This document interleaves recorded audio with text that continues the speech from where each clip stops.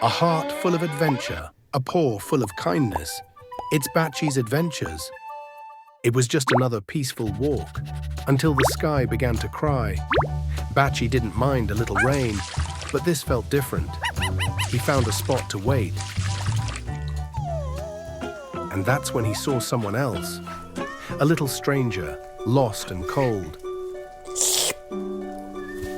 Batchie gave what little he had, his scarf and his warmth.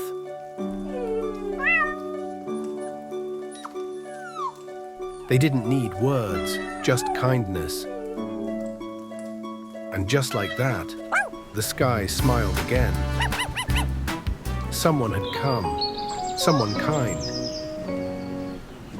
Batchie didn't need thanks, just knowing the little one was safe. Sometimes being a hero means giving a piece of your heart and walking on.